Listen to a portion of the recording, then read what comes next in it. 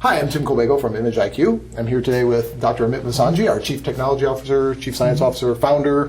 We don't do the garbage on Wednesdays. It works out really well. We've been doing this series of mini webinars to talk a little bit about common preclinical imaging assays that we see people use, and talk a little bit about what they are, who's using them, why they're using them, how they acquire the images, what they're doing with those images, and potentially, towards the end of this, talk a little bit about how we think software can make that the results of that imaging a little better. So it works out pretty well. And so, today we're going to talk a little bit about muscle fiber analysis, right? So maybe Amit, you can start off with our clip art guys here, and they can tell us a little bit, who uses this in assays? And I know it's used in a couple of different places, right? Yeah, so muscle can, basically if you're looking at metabolic diseases and you're looking at muscle fiber diameter, size, it will tell you how healthy the muscle is. So you can gauge whether the muscle is undergoing hypertrophy, or you're losing some muscle mass just by doing histology sections. So usually, obviously, you're not going to do it in humans. You're not going to do biopsies, but you'll do it in animals that have been genetically modified. You're looking to see if there's any sort of issues with the actual muscle development. So. Okay, so again, a microscopy kind of situation. You're looking at these through a microscope at histology sections. Okay, super cool. So how are those images kind of acquired then? I mean, is it still a bright field kind of thing? Yeah, it's usually a bright field. You want stains that will actually get the membranes of muscle so that you can actually see muscle fibers themselves. So sometimes people use H&E, which is harder to actually do analysis on. We found that reticulin is actually particularly good at actually staining these muscle fiber bundles. So, and it makes the analysis much easier. So, but you can actually do other things like ATP, and you can see whether certain muscles are slow twitch or fast twitch, and how many of those are. Okay. Yeah, so it kind of needs. So we talk a little bit here about heart muscle fibers and then skeletal muscle fibers. Is there a difference in the types of stains you would use and the kind of imaging you do, or are they pretty much the same story? Not really. I mean, I think you can use reticulin on both sets. So it's muscle. Generally, you're looking for about the same sort of metrics that you are in both cases. Obviously, if you're doing heart, there's a whole number of cardiac diseases that you're looking to see if there's changes with these muscle fibers. Got it. And there's no special prep for the microscope or the slides? I mean, no, it's a stain, it's a histology, and you take a picture. Right. In fact, with reticulin, you can actually even use a monochrome camera. You don't necessarily need to use color. Color helps a little with the segmentation for these fibers. But so why can you use a monochrome camera? Reticulin is pretty grayscale anyway. I mean, you can look at some of these images that are on the screen now. They're pretty monochrome, right? So there are parts of it that are color, which help in distinguishing centers of these fibers. So it can be useful. It can be useful, but if all you've got is a grayscale camera, go for it, right? Okay, outstanding, great. All right, well that's pretty cool. So when people are looking at this, what kind of data are they trying to get out of these images? What are they looking for? In terms of, we talk here about nuclei and fibers and all that kind of stuff. Yeah, they're essentially looking at how big these fibers are. So in a given field, you'll know approximately if the whole field is filled by your tissue, you want to determine how much packing of these fibers you have within that area. So you're analyzing what the mean area is, how many fibrils you have in there, what the diameter is. Sometimes the shape is important, so what kind of morphology it has in shape, so aspect ratio or roughness and things like that. Okay, so it depends on what you're looking for, is how that works out. Okay, got it. Now, I got to imagine that doing that by hand is a little bit crazy. I mean, I know, I got to volunteer for some of the validation for our IQ bots. And it's like, oh my gosh, you want me to do what?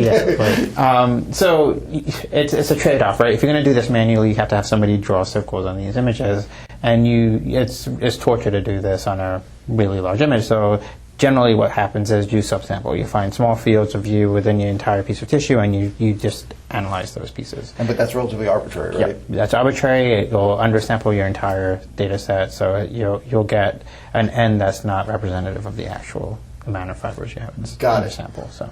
Got it. That makes sense. So, in terms of that, then, it's got to take a long time to do that, right? I mean, you could spend days doing a set of sections from an animal. So when you talk about that, how many images maybe are acquired? So some of these things maybe you'll do 1 or 2 or 5 or something like this. Is this an assay where they do a lot of images? I mean, so histology is an expensive process, but sometimes the actual the time it takes to do the analysis dictates how many histology sections you do. Because if you're not going to analyze all of them, you'll do a set number of slices and then do the analysis on it.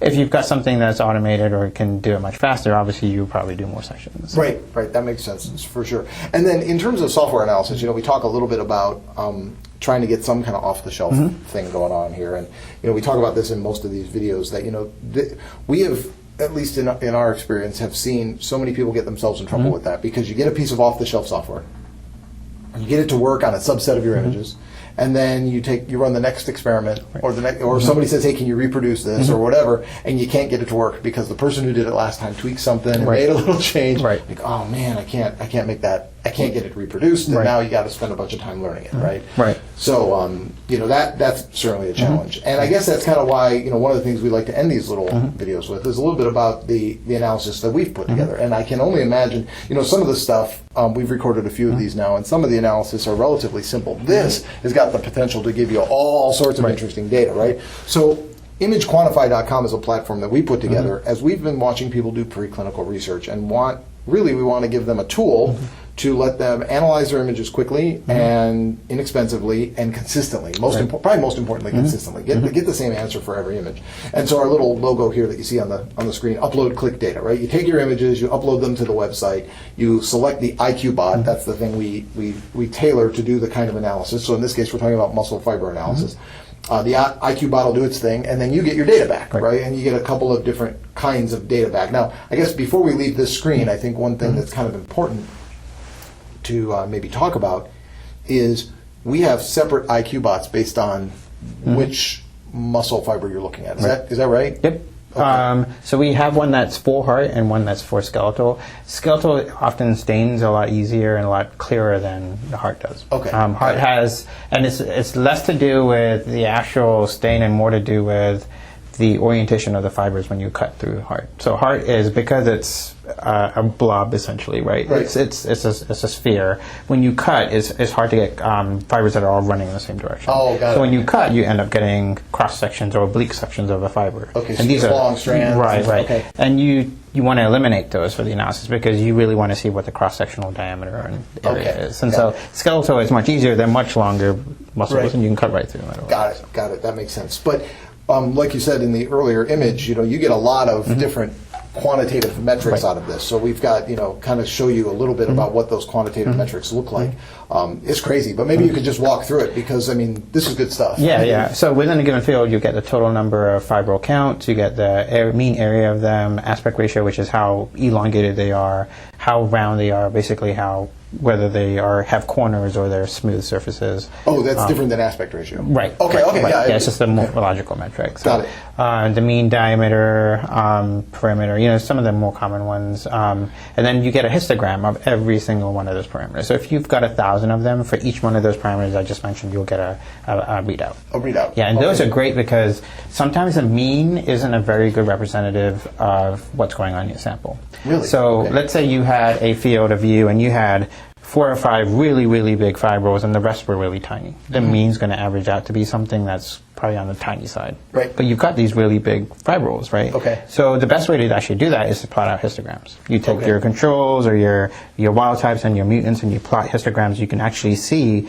pretty visibly whether there's shifts in the actual areas or any one of these parameters, if there's actually shifts in the histogram. Got it. And it's much easier to see the data quantitatively using a histogram than actually just looking at means. So you take an image, you get quantitative data, and you produce another image. Yes, right. Okay, I got it. Yeah, that makes perfect sense to me. A chart. Okay, we'll call it a chart. That makes perfect sense to me. That's great. Well, one of the other things that we do that I know our folks like a lot that use Image Quantify and have worked with ImageIQ in the past is that we have this ability to deliver these what we call overlay images, right? Where we visualize what the analysis is telling you in that data sheet, right? So maybe you can explain a little bit about, that's pretty impressive, all the little red dots. And I guess this is what you get if you actually could draw all the... Yeah, absolutely. Yeah, that's exactly what it's doing. It's segmenting all of the fibrils and it's coloring them red and displaying them on top of your original image. That way, if you look at your images side by side, you can see that it picked up the fibrils that it should have picked up. And then what's important really is, and for this particular assay, is on the right, there was a section of this muscle that wasn't cut cross-sectionally. So there were, like we mentioned before, oblique cross-sections of muscle, and the algorithm's smart enough to eliminate all of those. And so you'll see areas where it didn't make any sort of analysis because we told it not to. Really. We told it not to. Okay, that makes perfect sense. And certainly, if you were looking to analyze the full field, everything you've got, instead of picking a subset and getting good quantitative data that's reproducible, we like this software-based thing, and we think the IQ bot and Image Quantify is probably a pretty good way to go. And I know we've got free trials, so people can just run out there and try it. So. Well, anyway, hey, thanks for watching. Really appreciate you taking the time. Amit, thanks for sharing your knowledge. And again, if you find these little mini webinars, we try to keep them under 15 minutes so that you can watch them and maybe learn something and glean something. Let us know. Drop us an email.